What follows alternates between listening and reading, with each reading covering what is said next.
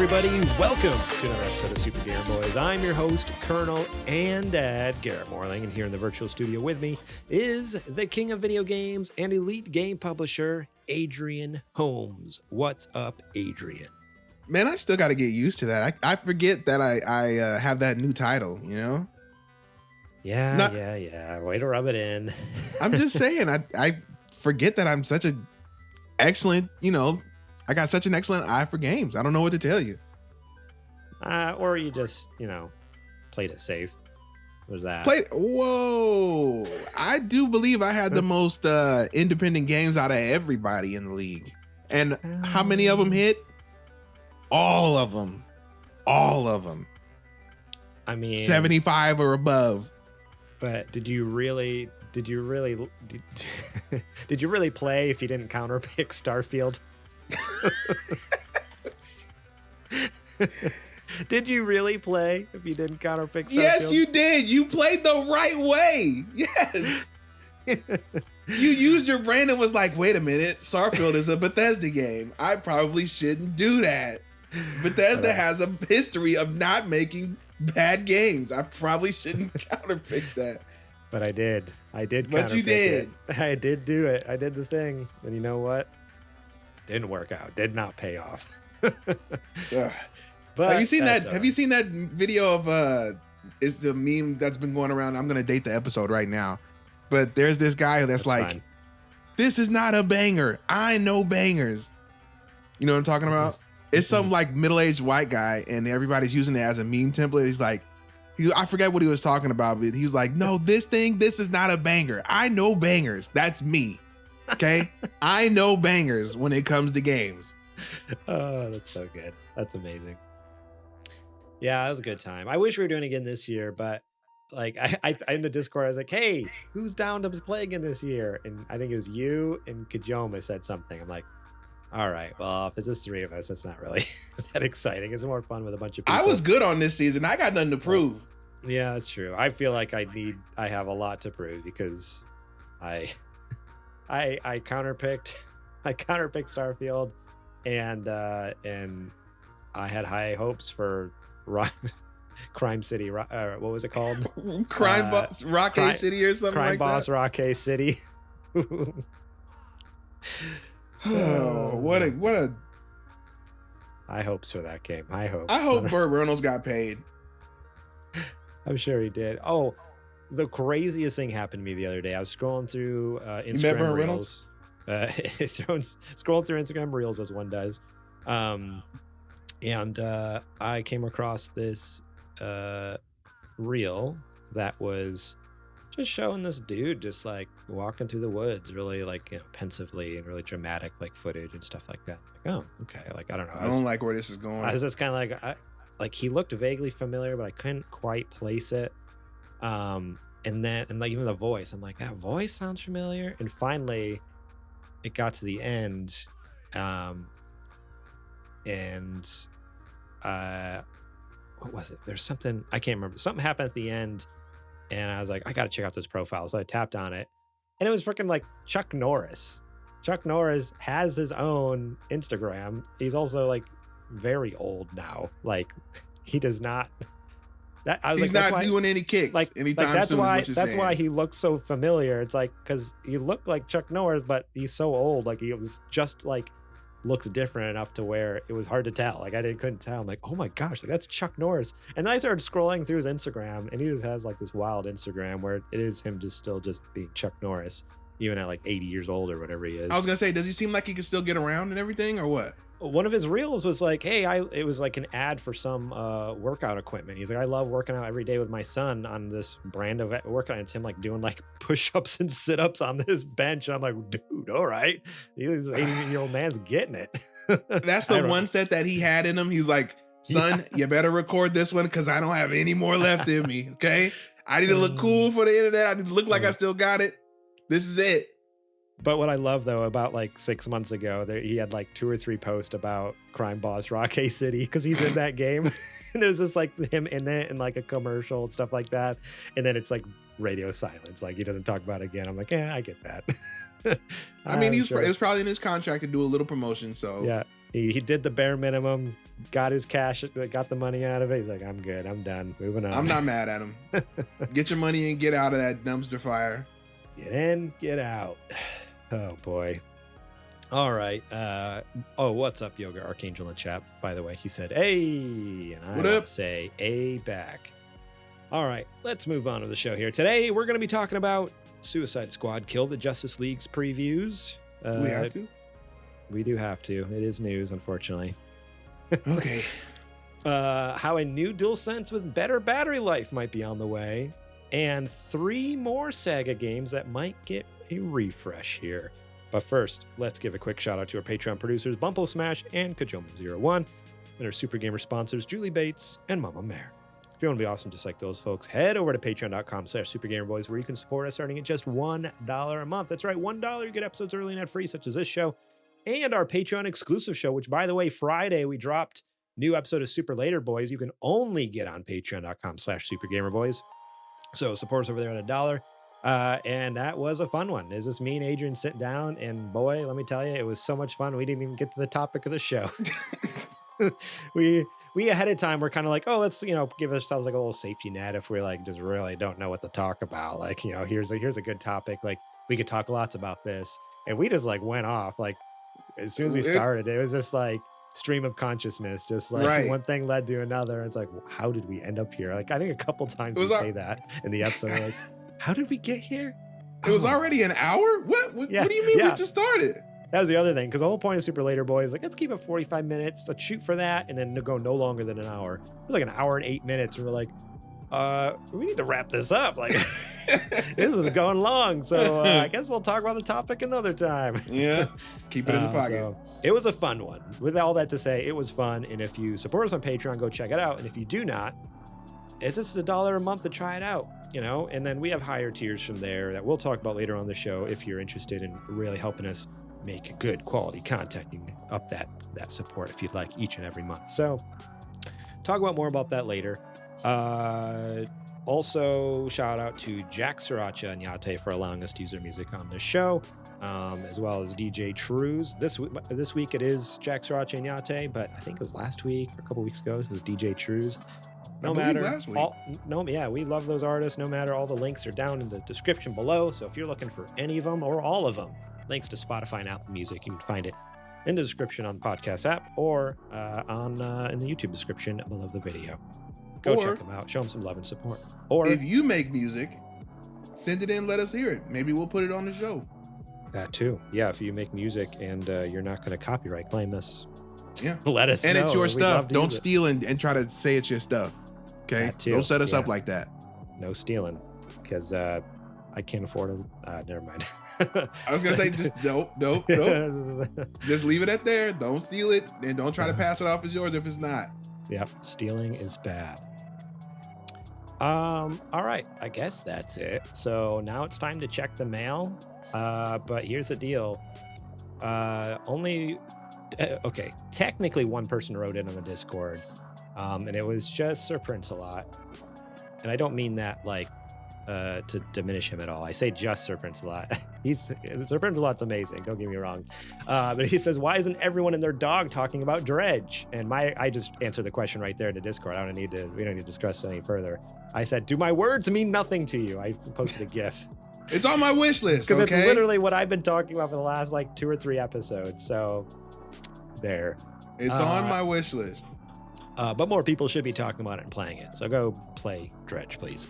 But so I was like, man, what are we going to talk about? Like, what should we do during mailbag segment? And literally, as I was thinking of that, I get an email. And we got a form submission from our website, which rarely happens. Like, I can't remember the last time anyone used our website. Our website is basically there just because we have to, like, I don't want supergamerboys.com to just be blank. Something has to be there. So there's a website there that has links to everything.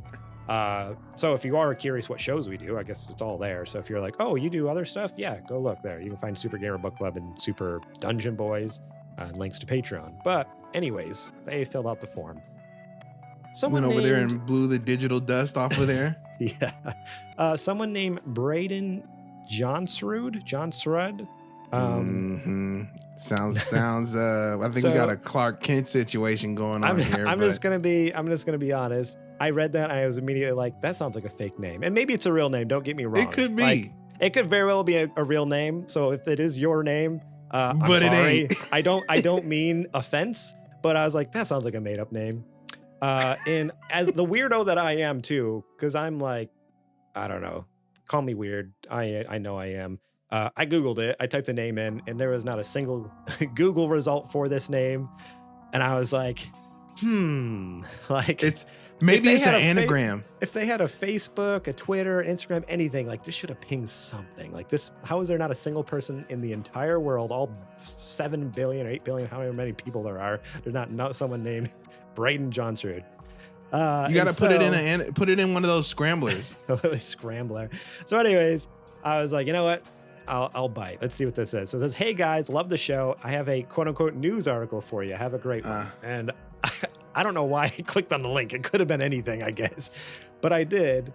And here's where things get interesting because, sorry, 1 second. I have to do something on Twitch here. Don't you hate spam bots? Spam bots are the worst. Yeah. So I clicked on the news article, and it ended up being tying back to someone that we've recently kind of made a connection with online. We have not had any discussions or anything. Like, I don't know this person. I've not actually like DM'd with them or even met them in person. But it was just interesting. I'm like, how did this Braden J, let's call him, because I don't know how to pronounce the last name, the Braden here, happened to link to this article that of a person that we recently kind of connected with on Twitter. How peculiar. Is there shenanigans afoot here? Is this maybe a pseudonym situation here? Or I wish I had a magnifying glass so I could do it to the camera. I'm looking at this a little different right now. But after reading the article a little bit, I was like, honestly, I'm down to talk about this. We got nothing else to talk about during the mailbag segment. And this brings up a good point that I did not even realize happened, and I'm glad it was brought to my attention. So thank you to Braden, and thank you to Carrie Lambertson over at Screen Rant, who wrote this article. Are they the same person? Are they different? We'll never know. But who knows? We have to see her with a pair of glasses on and without, and then we'll know. Exactly. But 2023 was a Nintendo disaster for one weird reason. Are you ready for this? Adrian has not seen this article, so this is all new to him. I hope he didn't read the article anyways. I didn't. Go ahead. Good. I love that you didn't. So here we go. On the surface, it would appear that Nintendo didn't have too bad of a year in 2023. Many great games were released over the months, including Super Mario Bros. Wonder and The Legend of Zelda Tears of the Kingdom. Mm-hmm. Yet there was one glaring omission in Nintendo's lineup of games. One that could have been easily corrected and broke a decades-long streak that the company might not have even given enough attention to for them to know what they had done. Stop. Decades-long streak. Hey, it's not going to reveal. Yeah, let me give you a little bit more. Okay. Before the reveal. Nintendo's mascot Mario was one of the nominee choices for the Game Awards 2023's Game of the Year with Super Mario Bros. Wonder. Meanwhile, the remake of Super Mario RPG was one of the hot gift items shared for the holidays. The Super Mario franchise was having a good year, yet one character has been neglected, casting a dark shadow over the year and ending a run that could easily have continued with his addition to Mario Wonder. All right, who is the one character that was neglected last year by Nintendo? Oh, Jesus. Are they talking about Waluigi? Waluigi, the arch rival to Luigi and Wario's best friend, has appeared in games every year since his original debut in 2000 until that record was broken in 2023. Super Mario Bros. Wonder would have been the most likely opportunity for his reign to continue, yet Nabbit was somehow chosen to enter the Flower Kingdom instead. Super Mario Wiki on X reported the oversight with accompanying spreadsheets documenting the games that Waluigi has shown up in over the past 2 decades. And it appears unlikely that the lengthy Waluigi will be getting much more. Sorry, what?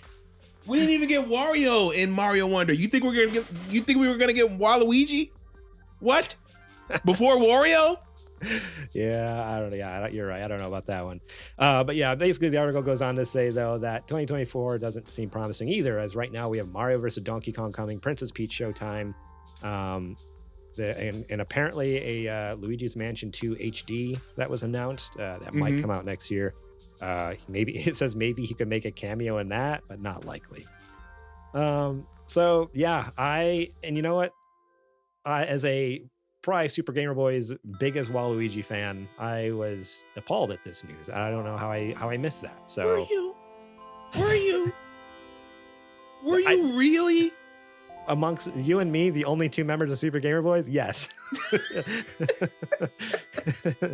He's my main in Super Mario or Super Mario Party. Mario Party. I can't even remember the name of the game. Yeah, okay. I'm a fake gamer. Waluigi fan. I'm a fake gamer. Uh-huh. Yeah, Mario Party. I always use Waluigi. He's the best because I just love trolling everyone. Whenever I play Mario Party with my wife or with my parents, because they love the old Mario Party, I always pick Waluigi, and they'd get so pissed to the point too where because I just troll them so bad. Even when I'm not playing with them, I'll get a text from my mom because my parents will play it. Like they live back in New York, and so when they come visit, we play together. But when they're on their own, them two will play it, and they get so pissed off. Like they'll text me like, "We're so mad at you." I'm like, "What did I do?" They're like, "We were playing Mario Party the other night, and Waluigi was one of the computer players, and he kept kicking our butt, and we just couldn't stand but being ticked off at you." I'm like, okay, cool. So at least in my family, like me and Waluigi are the same person. Like we're one and the same. I mean, you got similar builds. You're both tall, pretty lanky. So it's true. things are lining up for you. You know what? See, now I need a magnifying glass for you. Are you Waluigi? Huh? Waluigi. No, man. So that was quite the saga that I don't know. It was a roller coaster. That's for sure. Going through that form submission to this news article. Like, I don't know what's happening here, but you know what? I'm here for it. Here's the thing. You Waluigi people, you better pray to whatever you believe in that they never make a Waluigi centered game. Do you know why? Because when it flops, you will not see Waluigi in anything ever again. Okay? 12 people are buying the Waluigi game. I promise you that. You better hope they never put him in there, okay? Wario, household name. WarioWare, doing numbers. Wario World back in the day on GameCube, doing numbers. No problem. Waluigi? Absolutely not. Absolutely not. Waluigi is top tier Mario character. No. And you can't convince me otherwise. So, yeah. Okay. All I'm saying is you better hope one Nintendo Direct we watch. If we see Waluigi anything, kiss that character goodbye. That's a death sentence. While a Waluigi game, I think, would sell way better than it has any right to be because of the memes, the memes, and the neglect he's had over the years. I think people would be like, I gotta buy that little Waluigi game. I gotta see what this is about. I gotta support my boy Waluigi, even though people hate him. And I think deep down inside, people still they care about him. They're like, no, I don't like you, but I do want to make sure you're doing all right. I just want to check in from time to time. I don't hate him. He's just a nothing character. He doesn't have. I mean, I guess you can give him a backstory in a game, but right now he's just what? He's just evil Luigi. Like Wario is clearly not Mario. Wario is his own person. He has his own backstory. He has his own little town and stuff. He's got his own little crew too. And everything. Yeah. But what is Waluigi? Where is he from? What does he do? That's the thing. There's this wide open. It's just the possibilities are endless at this point. Wide open horizon for Waluigi. Yogurt Archangel says Dynasty Wars spinoff where Waluigi is the only character and you're just fighting an infinite horde of Marios. I like that. Sorry, Dynasty Warriors, he says. He corrects himself. Blue Crimson says, I used to be subscribed to Nintendo Force magazine, and the month that was supposed to be a cover poster for Octopath Traveler, they had a vote on if they should change it to Waluigi, and the trolls voted for Waluigi. So now I forever hate Waluigi because I wanted that Octopath poster. I hope it was like an epic, just centerfold where he's posing, just Just taking up 2 whole pages. I'm telling you, dude, the memes are not going past the internet. Nobody is buying it. And you know why? Nintendo knows nobody is buying this game. That's why they don't make it. Because they know it's not going to go past the memes. It's going to stop there. I don't know. I think it could do all right, but we'll never know because good Nintendo owned by a bunch of cowards. Sense bunch in of that cowards regard. over there. You heard me.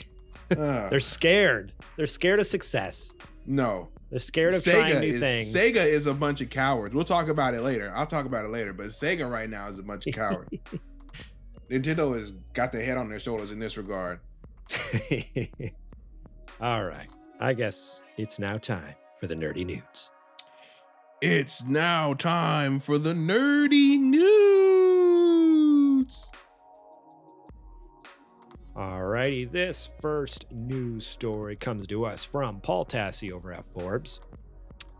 Suicide Squad Kill the Justice League previews, mixed results at best. Who could have guessed? I mean, before we even get into this, there's never been a moment in time since they first revealed this game. There's not been one single moment where people were like, this is a good idea from the beginning, because it was originally leaked, unfortunately. So like they didn't even get to reveal it properly. So from the leak to now, it's been bad for this, because originally, like, it was always like, originally the leak was like live service game, microtransactions, blah blah blah, all this stuff. And it's just bizarre. Like, they had to delay the game because it was supposed to come out last year, correct? And then they pushed it to this year. Like, it's just been riddled with issues to the point where I'm just surprised that they didn't have a more drastic change after the backlash like a year or two ago. And then B, that they didn't just cancel it outright even.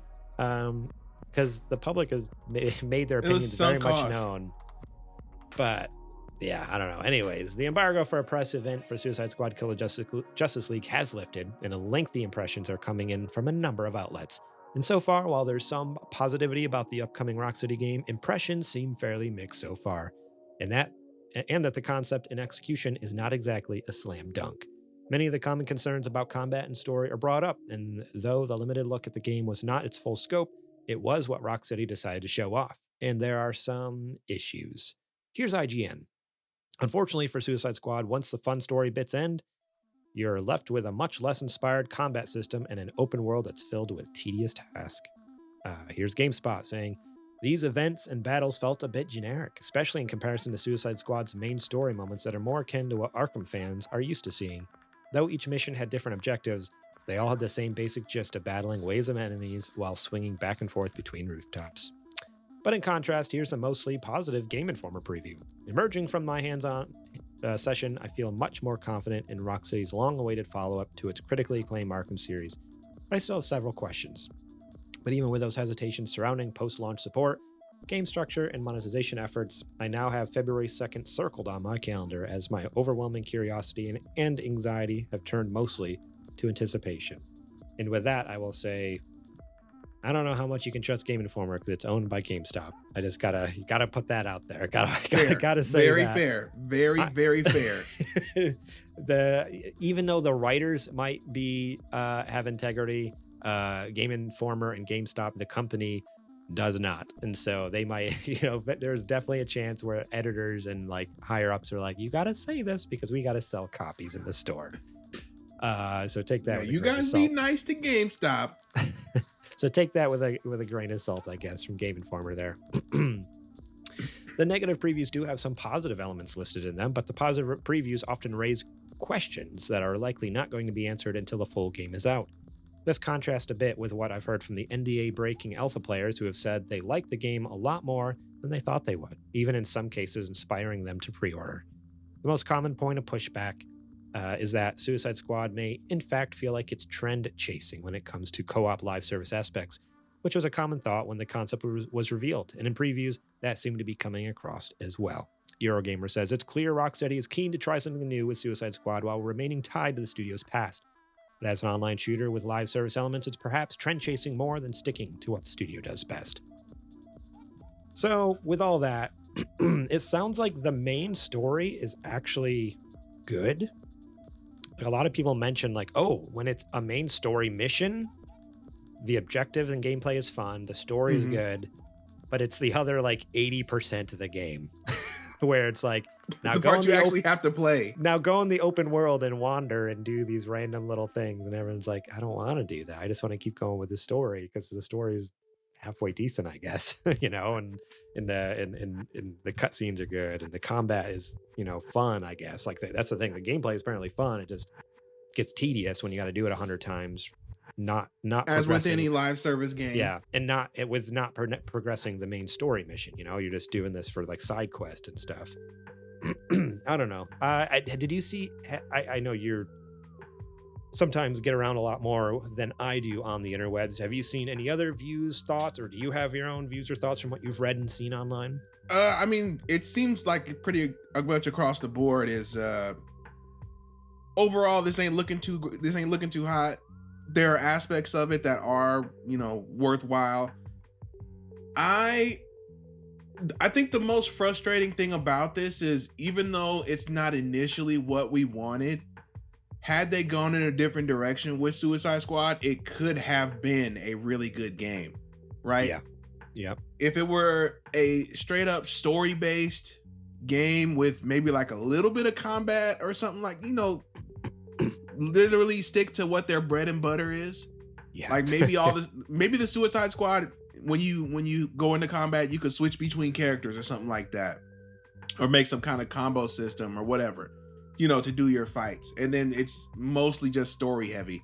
You could have really had something there. Granted, it's not the Superman game that everybody wanted, because this was clearly originally a Superman game. It takes place in Metropolis. Metropolis was all modeled out, you know, but the Suicide Squad has a lot of potential with what you can do with them because they're not the Justice League. So there's a lot more flexibility, right? They have the potential to be straight up villainous. They have the potential to sometimes let their conscience get to them and want to do the right thing for a minute.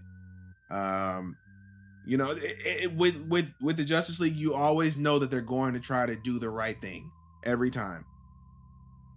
So it would have been interesting to see a more story heavy, a more focused game rather than the live service. And that's not what we're getting.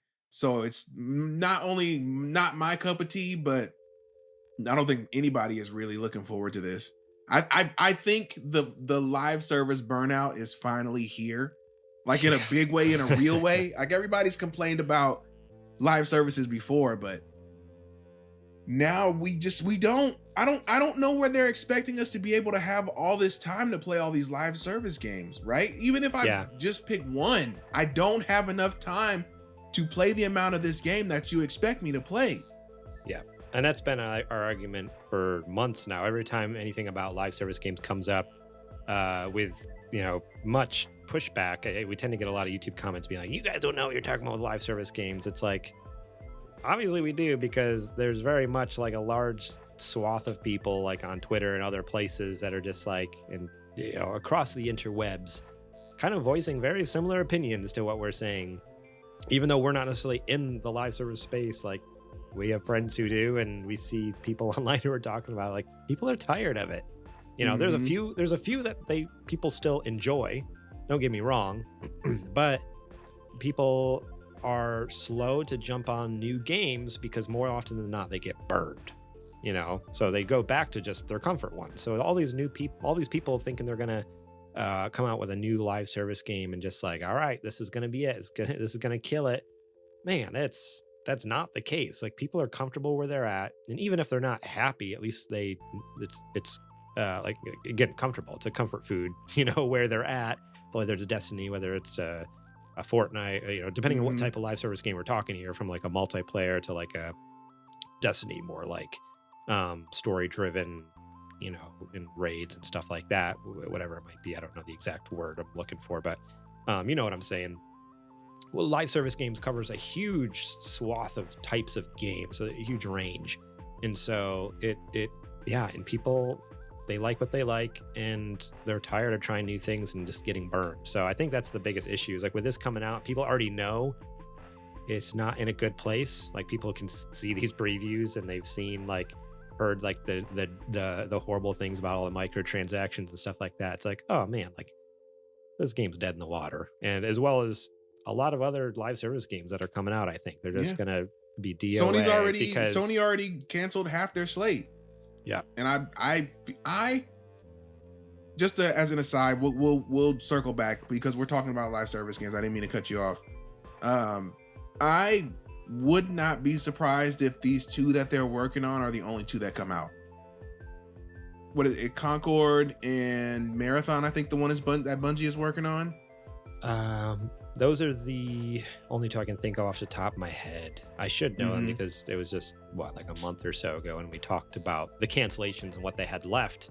Although even since then, you know, we've had more get canceled, like the Last of Us game and stuff like that. So yeah, their list that was started out at 12 games over the next 2 years dropped. It's at 5 right now. 5 now. So it's like, yeah, not much going on. And I think, and I like to think anyways that Sony's starting to read the room. They're like, okay, this isn't it. Some of these, you know, and they have enough confidence to make the ones they are going to make, which I think is great. Like, again, live service games aren't a bad thing. They just need to know they better hit a very specific niche that, like, for a type of player that's hungry for a new game, or else they're just going to burn people out. And don't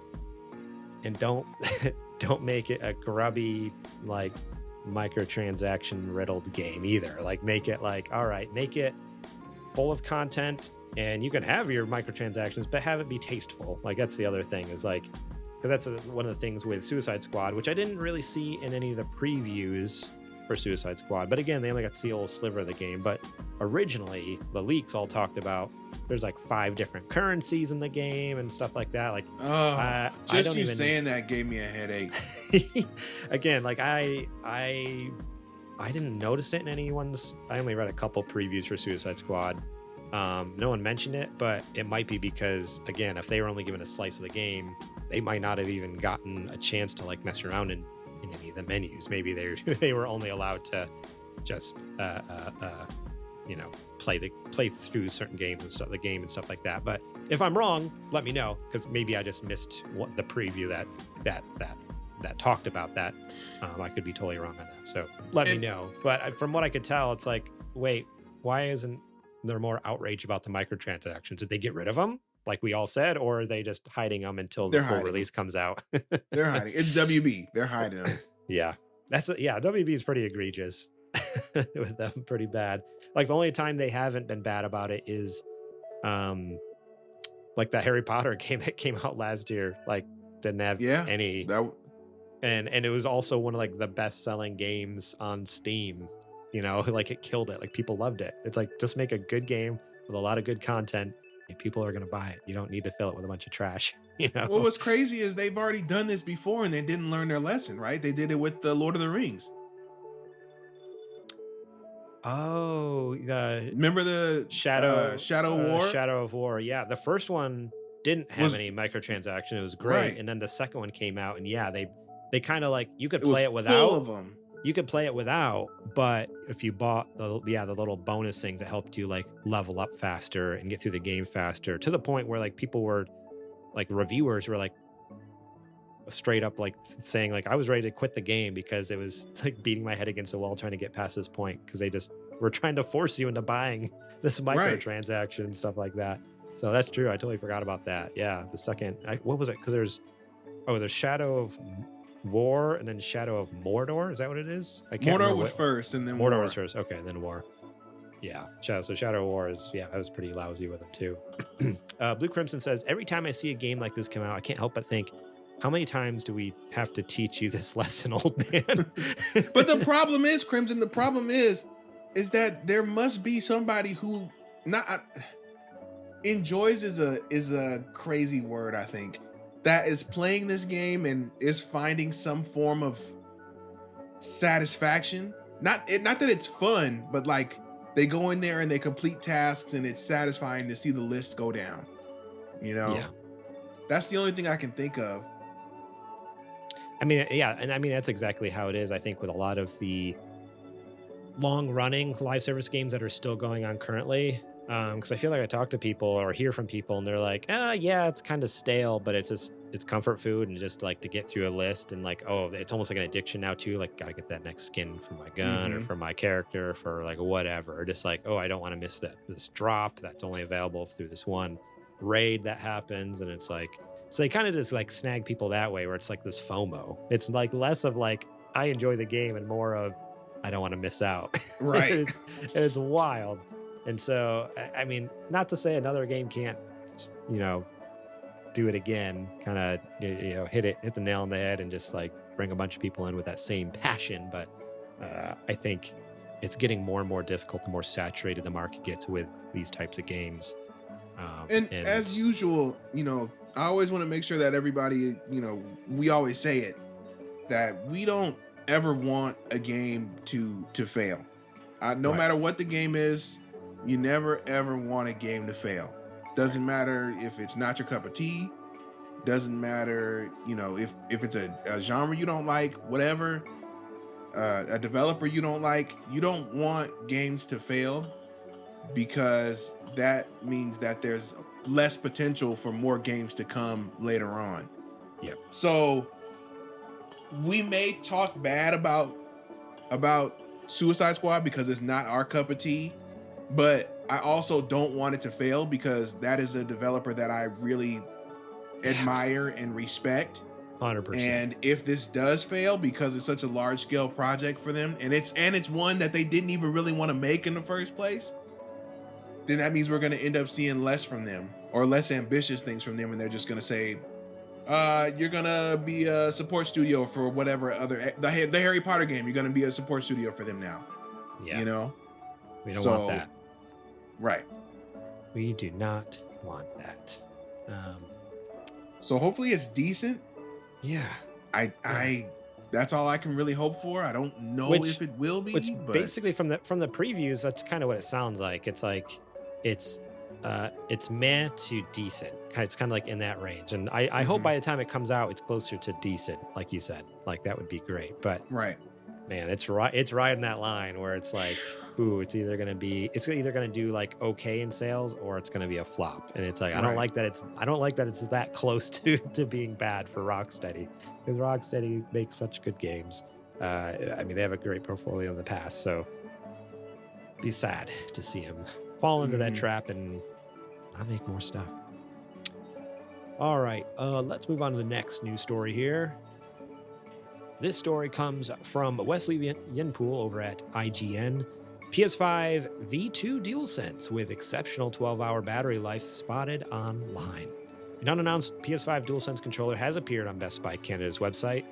Didn't it used to be like Walmart in Canada, like Canadian, like they were always leaking stuff? Or is Walmart Canada used to leak everything? Everything. Bro. Everything. Now it's Best Buy Canada. They've taken over the mantle from Walmart. What's up with the Canadians? They just can't keep a secret. You just give them. I don't think they care. You just give them they're like, what are you gonna do to us? What are you gonna do? We're in a different country. Give them a Tim Hortons gift card, and they're happy, dude. He'll tell you whatever you want. Go. Tim Hortons. The listing spotted by Reset Era user Azedro3 is for an $89.99 Canadian dollar, which is the equivalent of $10 Monopoly money. PlayStation 5 V2 DualSense wireless controller. While the controller appears to have the same dimensions as the existing model, it has what's described as an exceptional 12-hour battery life on a full charge, which supports long gaming sessions. If true, this would make for a significant upgrade on the existing DualSense, which offers a roughly 6-hour battery life. Editorial note from me, if you're lucky, depending on the game played. Elsewhere, a DualSense charging station is said to be included, offering easy click-in charging. Best Buy's full description reads, take the gaming action into your hands when you play the PlayStation 5 V2 DualSense wireless controller with dynamic triggers, a built-in microphone, and so much more. This gaming controller offers a truly immersive experience. The iconic, comfortable design lets you play for hours and hours. Best Buy's website published a number of images of this new DualSense 2, which are below. Guess what? It just looks like the standard DualSense. There's nothing different about it. It's just a DualSense.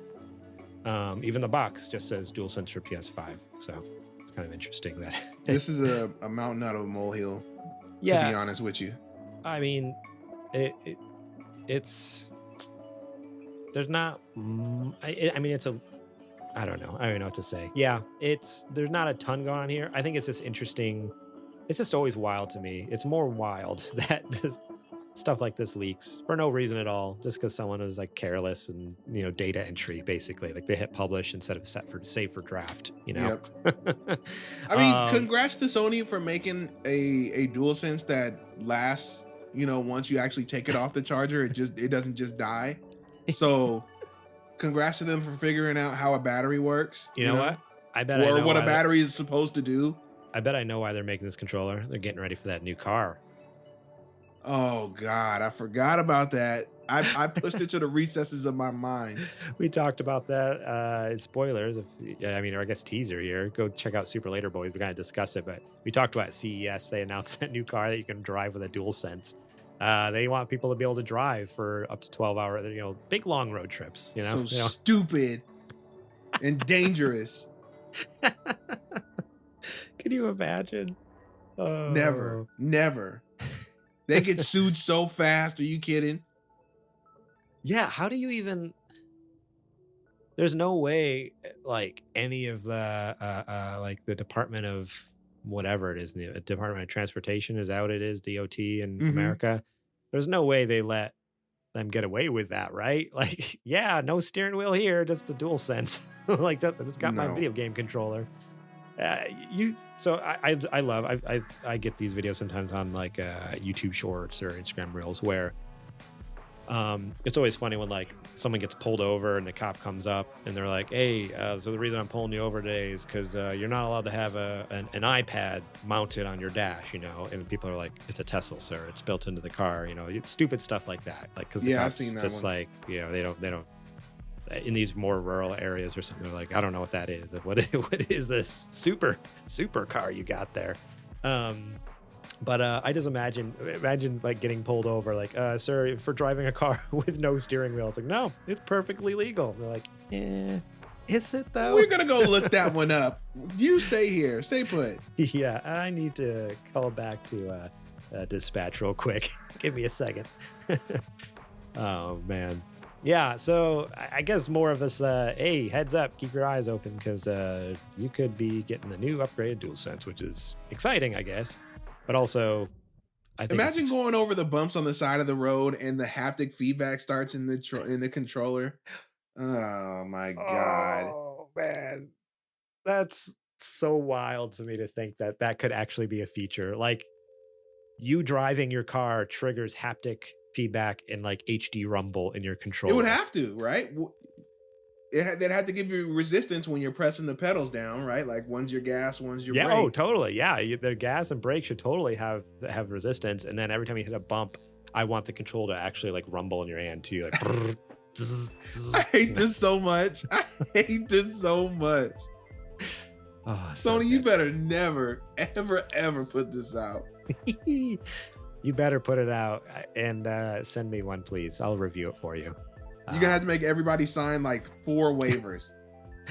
Just like playing Gran Turismo in real life. We already do. We go over this all the time. You already do this. No, not with a DualSense though. Oh, not with DualSense, no. Imagine being able to play Gran Turismo in real life with a DualSense. Oh, so stupid. All right, last news story here. A rumor from Game Rant written by Truman2. 3 more Sega revivals leaked. It's rumored that Sega has planned 3 more revivals specifically for Neon Genesis Evangelion, Sakura Wars, and Panzer Dragoon. At the Game Awards 2023, Sega surprised fans with revivals of several classic IPs. These revivals are part of a new initiative by Sega to reimagine these older properties and bring them to new audiences. The games shown at Sega's the Game Awards showcase were revivals for Jet Set Radio, Crazy Taxi, Shinobi, Golden Axe, and Streets of Rage. Some of these revivals were previously leaked, though, through an alleged internal meeting video that contained the first footage of a new Jet Set Radio game, alongside early footage for games like Sonic Frontiers. There appears to be more games that have been greenlit since the initial TGA announcement. According to Inside Gamer, there are 10 Sega games that were greenlit for production between 2020 and 2021, including the 5 games that had gameplay footage shown at the Game Awards. Insider Gaming confirms that 3 of the 5 other games that were put into production during that time, with the site sources stating that Panzer Dragoon, Neon Genesis Evangelion, and Sakura Wars would likely be making a comeback. And then, so they have a full list here of the rumored and confirmed list that's been greenlit by Sega. So it doesn't say which is which, so you'll just have to figure it out. But some of these are rumored, some of these are confirmed. But the 10 that they believe is Afterburner, Alex Kidd, Altered Beast, Crazy Taxi, Golden Axe, House of the Dead, Jet Set Radio, Kid Chameleon, Neon Genesis Evangelion, Outrun, Panzer Dragoon, Sakura Wars, Shinobi, Streets of Rage, and Super Monkey Ball. So Adrian, as a resident Sega expert, do any of these 3 new titles tickle your fancy? So, because I know with the original Elite, you were like on cloud 9, like you were super stoked for like Jet Set Radio, and they show Crazy Taxi, stuff like that. But how are you feeling about the rest of that potentially like rumored list there? I mean, Panzer Dragoon, I do remember playing that one. I'm not gonna sit here and say, "Oh, I'm a super fan of that one." I would like to see a new Panzer Dragoon. I'm not mad about that. Sakura Wars is actually pretty good. I never finished it. I played a good little bit of it. It's come through so many iterations, that game. Like, I feel like it was on PSP at one point. It was on Dreamcast in Japan or something like that. And to see it come back, I think that cast of characters can really work in a modern day reimagining of that game.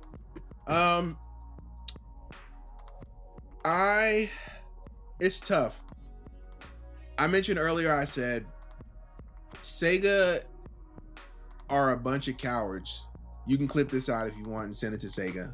Yeah, just like Nintendo is with not making a Waluigi game. No, Sega are actually cowards, right? Like, yeah. And I mean this because... And so is Nintendo, but yeah, I get it. Sega, with this announcement and, you know, the lineup, and now we're getting updates that they're going to be additional games. They literally have all the cards in the deck to try to get back into the hardware game. This push right here, it would have been it. If you had these games in addition to access to third parties, which Sega very easily could do, they are still a very well respected name in the video game space, right? They've been around 40, 50 years at this point. Nobody doesn't know who Sega is. So I don't think it would be hard for them to get third parties on their console. Also, there are a lot of people who are or were Sega kids, so you have a built-in market, right? So if you really were to hit hard that we are Sega and we're making you don't have to call it anything, you know, you can make it a totally new name, totally new console, but this would have been the jump or the point to jump in. And I am right. I feel like there were discussions about it. There had to be at some point, just because this lineup was so perfect to launch a console with, or to launch hardware with, you know?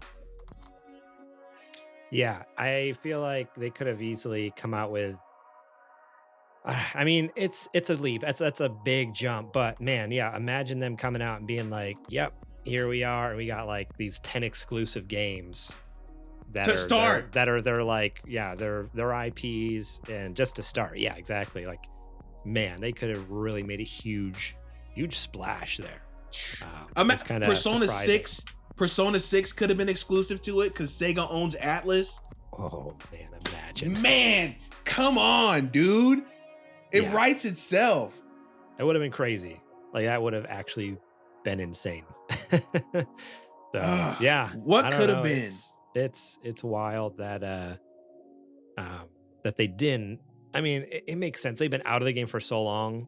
Yeah, it would be wild. It would be wild if they realistic. did. It's a reach to say that they ever would come back, but also, like, you are right. Like if ever they were, this would be their chance. This was their time to do it, kind of thing. Like Yeah. it a stretch or not. Like this was kind of like their chance to shoot their shot, and now it's like, oof, yeah, this isn't going to happen ever again. Where they're granted, who knows? Like they.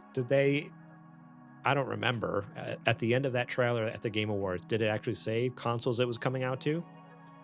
It didn't. I just feel like I remember it saying like coming out between like, or I think it just said over the next 5 years we're rebooting these games, and it just like flashed up a bunch of titles. Like that was it. But like that was the platform you never know. You had it on too. You had the Game Awards. You had the world's attention. You know. Yeah. Oh yeah, but I mean, what I'm saying though is like they could be this next Game Awards be like, hey, remember those games we talked about last year? Well, these two are coming out this year, and here's a console or something like that. Like I don't know. I feel like that's too late. I think it's too late. I think that would have been a fantastic 1-2 punch. I'm telling you, dude, if they did that same commercial and just faded to black and then faded back in with a new beefy piece of Sega hardware, the internet would have went crazy. It would have been wild. Sega's getting back into the hardware game. Woo! Woo! Sega? Oh, forget about it. There's a parallel universe somewhere where this actually happened, and there is no amount of money that I wouldn't pay to see how it plays out. Man, they would eat Xbox's lunch, dude. Oh. Maybe one day. We'll see. You never know. Yeah, I'm excited about this. I'm not huge into a lot of these Sega games. Like honestly, out of all these, the only ones I've ever played was like Crazy Taxi a little bit, and Altered Beast. Because I had Altered Beast on the Sega Genesis. Same here. Played it with my old man. But like we only had two. We had a Sega Genesis growing up, but we had like 2 games. We had Altered Beast and Sonic 2. Like that was it. Solid picks.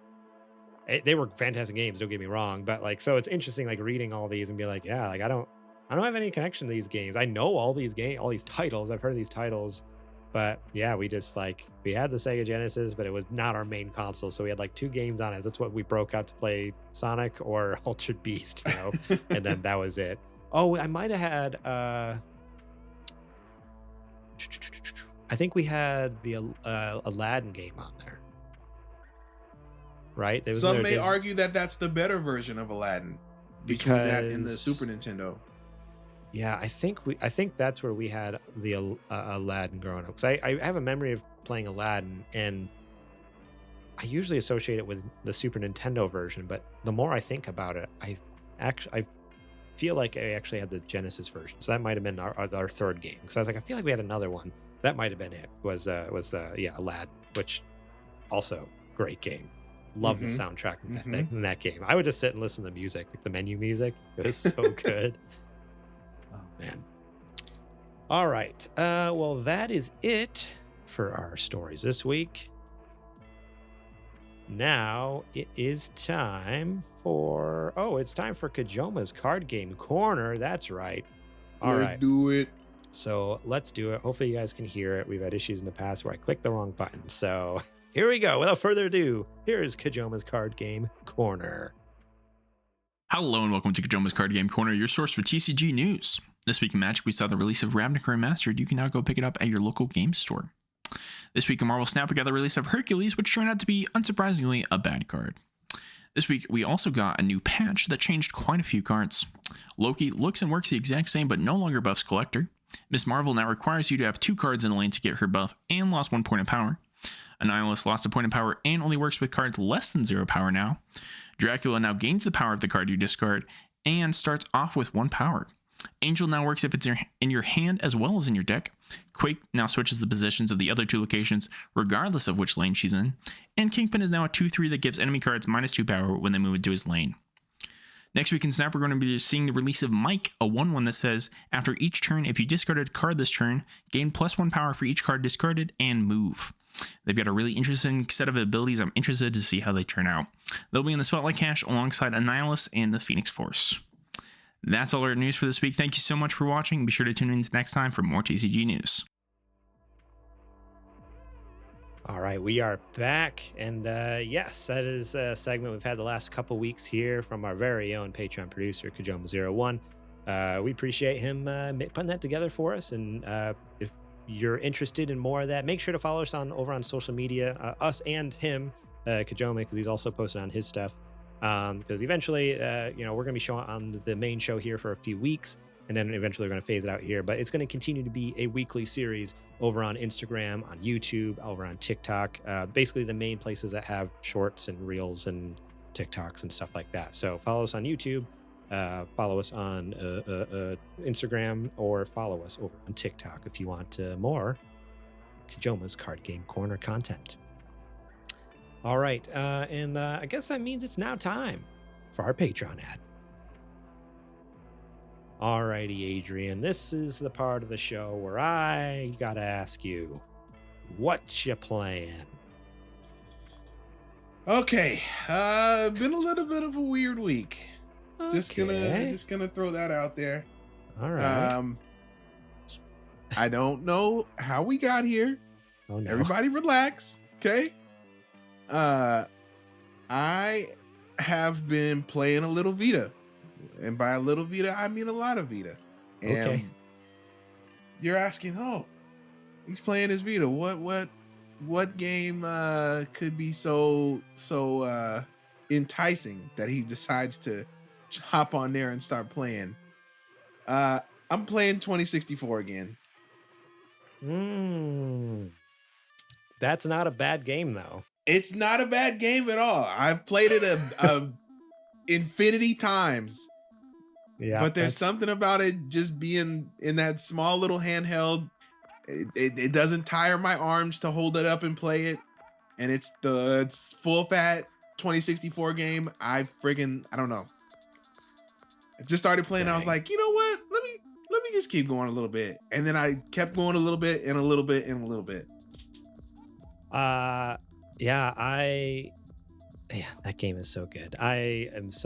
That just makes me so happy. Just recently, I jumped into the soundtrack. I was in the car and listening to it with my kids, and my oldest loved the soundtrack to that game. But man, hearing you're back in there playing again, that's so exciting. It's so fun. What a game! What a game!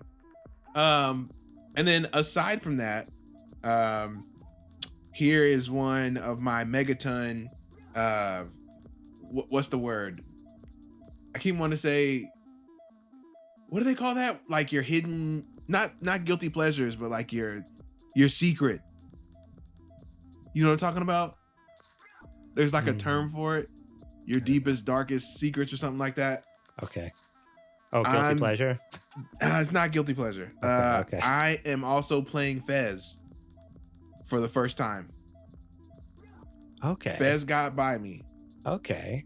I've heard of that as well. I've not played it, but it's one of the like indie game all American, like I shouldn't say all American, all time like poster children for what indie games are. So like me being Mr. Indie Game, the fact that I haven't played it before is kind of embarrassing. So thankfully there was a Vita port of it, and I'm playing it now. And man, does it shine on that OLED screen. It is such a great little game. Who's it by here? I'm trying to... Phil Fish. Has he made anything else? He was going to make Fez 2 until the internet ran him off. Oh, dang. Yeah, it looks like he had like a mental breakdown and was like, I'm done. I quit games, and then left. Like He was working on Fez 2. And the internet just trolled him so hard that he was gone. So now we never get it. So wild. Dang. Yeah. Crazy. So I've been playing those two on Vita. And then as a little bonus, cherry on top, I also fired up the Playdate the other day because there was a few games that I wanted to get. Ooh. Dude, there is a game and you need to get it. It's called Root Bear. So here's the thing. I actually picked it up like when it first released, like a month or so ago. Like I think they put out So some you tweet know. about it, and I downloaded it. I played for a few minutes, really enjoyed it, and just have not gone back to it. But when I saw you tweet about it the other day, I'm like, oh, I totally forgot about Root Bear. Like that Yes. game, it's hard. Or maybe I'm just an idiot. But it's so good. Maybe I'm just an idiot. But man, I was so good, and I love the bears. So for the listeners, explain what it is. For the listeners, Root Bear is literally where it's a game where you serve root beer to bears. That's it. You are a bartender, and bears come up to the bar looking for root beers of all different shapes and sizes, and you have to pour as perfect of a pour for each bear as you can. And the way that you do it is the lever on the soda machine is the same, is controlled by the lever on the Playdate's crank. So when you turn the valve, you have to turn it just enough and just long enough to where the root beer comes out up to the line in the glass to make a perfect pour. You have to get as close as you can to a perfect pour, or just get one. And it's the more of those you get, the higher your score goes. And it only lasts about maybe, I think each run is a minute or so. It is such a little fun, addicting game, man. Like, and the faces that they make. The sprites are amazing. Like their faces, like of the bears, like when you get a good pour and you get a bad pour, like it's just like all around such a just fantastic game. I love it. It's so good. It's so good. Just a fun little mindless, just pouring some root beer for some bears. Yeah. Love it. Oh, and don't overpour because they have a friggin' panic meltdown. Not happy. You think they'd be happy, like, oh, I got more extra root beer, but no, they're not happy about it. They do not like more root beer.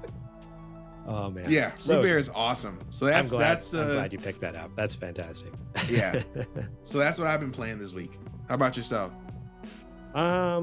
I have only been playing more Dredge. I'm boring. I know. Not mad at it. 3 weeks. It's my crutch. I'm turning into JJ with little nightmares, but I'm almost done with the third, or I guess the fifth section. I don't know what you call it. Because the way it works, you start in the middle of the map, and then in each corner, there's another set of islands where you're collecting things. And I finished the bottom two, and then I'm minutes away from finishing the top left corner. So I'm almost done with that and heading over to the last section of the map. So I'm right in the home stretch of this game. And I'm so excited to see where the story goes. And even pick up the DLC. I didn't realize that there was DLC for this. That adds it's a already? ice. Yeah, it's this ice fishing area. It's a winter ice fishing. And I'm like, ooh, I'm in. I don't know if it adds more elements, but in my head, I was just imagining, I'm like, ooh, I wonder if they're because they already have the anxiety meter. When it gets dark outside, you start going a little crazy and stuff like that. I'm like, oh, I wonder if they have some cold weather survival elements too. So I don't know much about it other than it's a winter themed. But I'm excited about that. And I want to hurry up and finish up the game so I can get to that DLC and try it out. But yeah, that's what I've been doing. Other than that and tinkering with trying to think. Yeah, no game stuff. I've done tinkering with video stuff. How about that? I can't talk about much about that because a lot of the stuff I'm just hopefully planning stuff for Super Gamer Boys down the road. But playing with the iPhone. I have an iPhone 15 Pro, and dude, the video that thing records is gorgeous. Much better than I realized. Shooting an Apple log. I've been neglecting Apple log because if you want to shoot in 4K 30 or 4K 60 or whatever, it just either instantly clogs up your phone hard drive or it won't even let you straight up unless you use a separate app. So I downloaded Blackmagic camera, and then I've been using just carrying. I put where is it? I have a hard drive where I put a MagSafe ring right onto the hard drive, so it literally snaps to my phone, and I can just plug it in. It's a perfect little compact system. And yeah, I went out the other night with my brother-in-law Toby, and had a blast. And the footage is way better than I ever anticipated for low light stuff. So it just got me excited for making videos, and Spooky Gamer Boys hopefully comes back again this year. Maybe making some cool content with the phone. So we'll see. I'm still in still trying to just suss out like, all right, what are we doing? What are the limitations here? What are the limitations on what I have? Just doing a lot of tests, and then just on the drawing board right now, like kind of writing things out, sketching things out, trying to figure out like, all right, what's a good story to tell, or what's some cool content we can do with this. So don't have much to report. I'd love to see you make something with just your phone. I mean, that's what I'm hoping. To live within those constraints, it'd make you have to, what's the word? Try to innovate. Yeah, I mean that's what I'm hoping. I initially was. I mean, we talked about this on the other night, but on Super Later Boys, patreon.com/Super Gamer Boys. But I was hoping to get like a nice, good like cinema camera. But then I'm like, you know what? I got a pretty dang good camera right here in my pocket. Like, you sure do. Let's work it. Like you said, like work within these restraints and see what cool stuff we can put together. So I don't know. I don't have much to share other than just stay tuned and get excited, I guess. Not too excited though. Not too excited, just in case it doesn't happen. But I am working on it. I'm trying my best, and I really do want to make something. Because last year, I don't know, I missed it. I missed making some of like the cool shorts that we did a couple years ago. So I was like, hopefully this year we can make some cool stuff. All right, well that is it for the show this week. Thank you all so much for listening. We appreciate each and every one of you who tune in here, spend your time listening to our podcast, or watching over on youtube.com/SuperGamerBoys. If you love our show and want to help support us, we would very much appreciate it if you went over to patreon.com/SuperGamerBoys and supported us over there, starting at $1 a month to get those episodes early and ad-free, and that Patreon exclusive Super Later Boys show. You can also support us by going to sgbstore.com, buying our new hat that just came out. You can check out the pictures over on Instagram. Right now they're just in our Instagram stories, so I guess by the time this episode comes out, it'll be gone. I'll have to get those photos from my brother-in-law Toby. He took them of me wearing the hat, so I'll have to get them and do an actual post on our account. That'd be sick. So then people can check it out. And but yeah, sgbstore.com, check that out. Get sweatshirt, get stickers, get mugs, get the hat. Got all sorts of cool stuff over there. Get it all. Shout out again to Jack Sriracha and Yate, as well as DJ Trooz for allowing us to use their music on the show. We appreciate you. And if you want to check them out, please check out the links in our show description to listen to them on Spotify and Apple Music.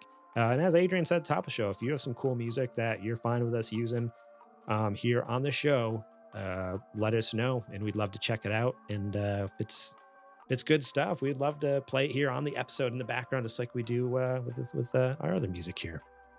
During the week, you can find us at supergamerboys.com, Twitter and Instagram at supergamerboys. I'm on Twitter and Instagram at gmorlang. Adrian, where can they find you at? You can find me any and everywhere at Homeboy. That is right. And with that, that's it. That's all I got. I'm done. Sounds like a plan. I'll take us on home then, folks. Thank you for hanging out with us for another week of the Super Gamer Boys podcast. As always, we appreciate any and everybody and all of you for hanging out with us for another week. And, just listen to us rap about what's going on in the old video game sphere, and giving our opinions on what's going on in this here crazy young medium, and which is still in its Wild West phase, I think. Yeah. Compared to other art forms. Yeah, I can see that. Yeah, totally. So still in that experimental phase, figuring things out. Trying to figure out, balancing art versus business. Kind of like how other, movies and whatnot. Anyway, thanks for hanging out with us. We got a lot more left in us, of course, as we go through this year. And as Garrett alluded to, we do got some projects that we're working on. So stay tuned for that. Follow us on our social media. And just continue to spread the word. If you dig what we do, and people who would also dig what we do, tell them. Or just take their phone and hit subscribe. Don't matter. Just figure it out. Yeah, actually, definitely do that. Just start stealing people's phones. Go to Starbucks, take their phone out of their hand while they're waiting for their drink, and be like, "Are you subscribed to Super Gamer Boys? No? Okay. Open up YouTube. Figure it out. I got it. Subscribe it. Hit the bell so I get notification. Be like, here, you are set. Here's your phone back. Next. Good to go. Grab the next phone. Rinse, repeat. And that'll be enough. We'll be satisfied. Yep. Until next time, good people, we are the Super Gamer Boys.